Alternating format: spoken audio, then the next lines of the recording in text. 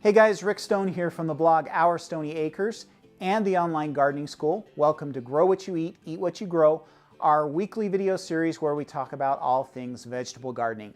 This week we're out in the garage, which is a little bit different for me. I had to do some funky things to get the lighting so you could actually see me, and hopefully you can hear me, and it's going pretty good. Today we're going to talk about my seed starting setup. I wanted to show you what I use and how I start my seedlings, and so I have my seed starting setup here behind me, and so I wanted to show that to you and let you check it out a little bit. So first off, let's talk about the shelving. So the shelves themselves are actually made out of just some inexpensive flooring material, the particle board flooring material. It's only 1/2 inch. Very inexpensive. I think for the whole sheet I paid like $5. It was a little bit more than that, maybe $8. And then the framing is made out of 2x2s. All of that I did for a couple of reasons. Number one, it's very inexpensive. Number two, it's also very light. So it's not terribly heavy. It's easy to move around by myself. I don't have to have help. It's not the world's greatest act of carpentry. I mean, it's a little wiggly and stuff like that, but for the purposes that we're using it for, it's perfect. It works out really, really well. So the frame and the shelves together cost less than $20. If you're interested in how I actually built it, I'll take a few more close-up pictures and also do a kind of a materials list and a drawing for you, and that will be on my blog. So if you're watching this video on YouTube, down in the description you can follow the link. If you happen to be on Facebook, you can follow the link there too. It'll take you to the blog post where you can actually see the setup and how I built it and some materials. But like I say, about $20.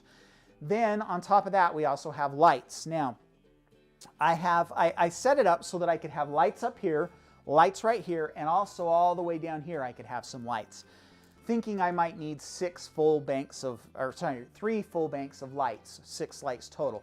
Turns out I really don't need that many seedlings.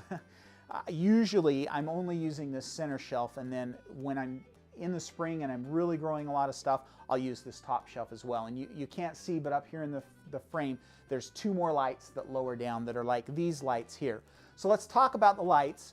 These are just simple shop lights, and I'll take a close-up picture so you can actually see what they look like and include that in the video. They're inexpensive shop lights. I think they're about $15 each, plus you have to buy bulbs for them, which is another $6 to $8. So you're under $25 for each light, and I have 4 of them, so I've got under $100, about $90 worth of lights here. You could probably just get away, if you're not growing a lot, you could probably get away with just 1 set of lights.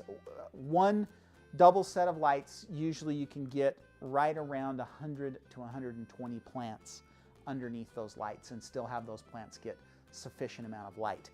Let me show you, also these are hanging on chains, and that's on purpose so that we can adjust the lights as needed to the height of the plants that are growing underneath them.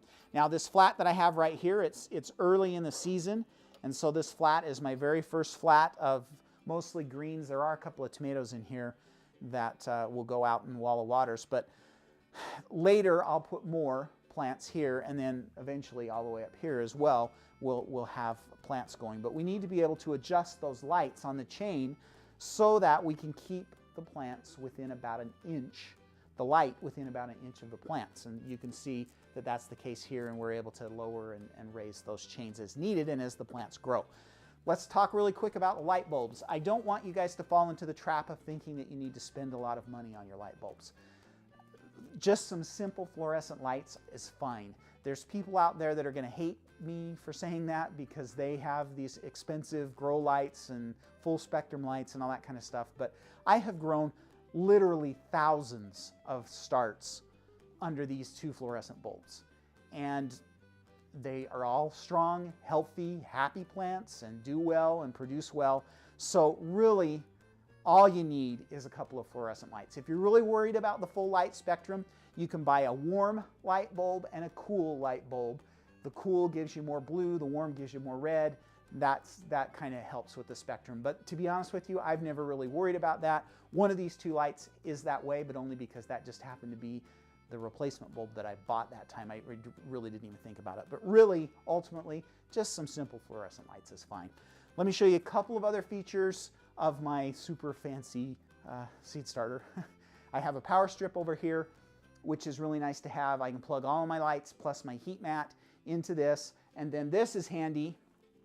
The power strip itself is plugged into a timer so that it comes on and off when I want it to. I like my seedlings to have about 16 hours of light a day, and I am notorious for forgetting to come out in the morning and turn the lights on. And there's been times when I went a whole day with the lights off because I forgot to come out here. So that timer, which is very inexpensive, you can get it at any of the big box home improvement stores, under $10 for that timer. Super, super handy to have. The other thing that I do have is a heat mat.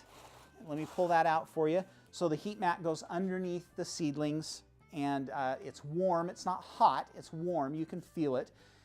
And what it does is it warms the soil up and it makes the seedlings germinate faster. It's really handy to use in the wintertime or the early spring when it's cool. It's really not necessary when I'm starting seedlings out here in the garage in the fall and summer, because it's usually warm enough out here that they'll germinate without the added heat. So that's also handy to have. Those are about $30 for that one. They do have one that's twice as big as the one that I just showed you. So you can put 2 full flats on it.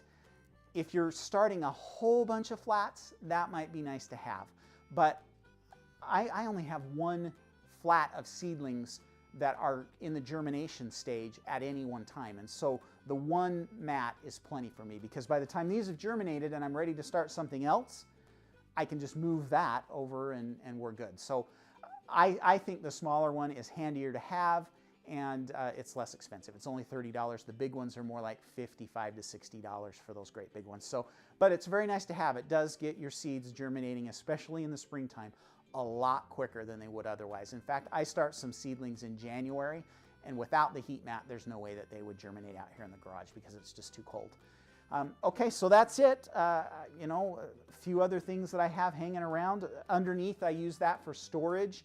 I'll take a picture of that and show it to you.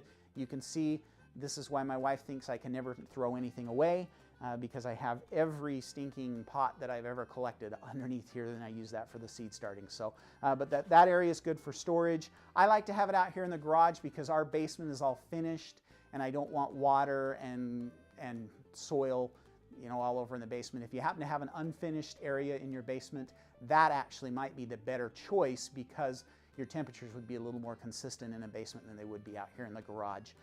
But it's not bad for us in the garage. Our garage is insulated and never really gets colder than about 35 degrees, even when it's really, really cold in the wintertime. It doesn't get below. We don't have water freezing out here and things like that. So garage is not bad. Warmer basement would probably be a better choice. So that's it. That's my seed starter. Like I say, thousands and thousands of seedlings have come out of this simple little operation that cost me about $140 total, including the heat mat.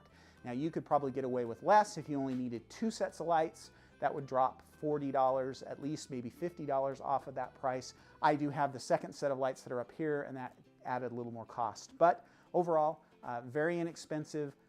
Great way to go. It gives you a dedicated area, place to store things, and place to hang your lights so that you can get those good, strong, healthy seedlings.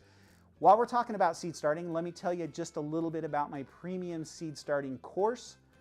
That's called Seed Starting Simplified, and it's available for you on the online gardening school. If you click on this link right here, then it will take you to the online gardening school. Because you've sat here and listened to me ramble about my seed starter, I'm going to give you a discount on that course. It's normally $30.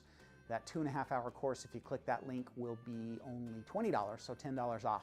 If you happen to be watching this on Facebook or on the blog, just look down below in the description and there will be a link to the course. It's a great course, 2.5 hours long, covers all of the things that you need to know. It's not just a basics course, it's very in-depth.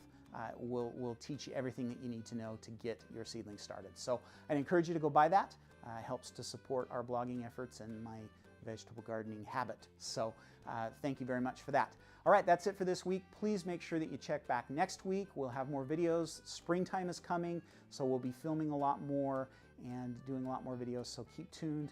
One way to make sure you don't miss any videos is to subscribe to our YouTube channel. So if you subscribe, you'll get some notifications when things come out. Also, if you would, give a good thumbs up to this video and leave any questions or comments that you might have down in the question section, and I'll get back to those as well. So that's it for this week. Hope you have a great week, and happy gardening.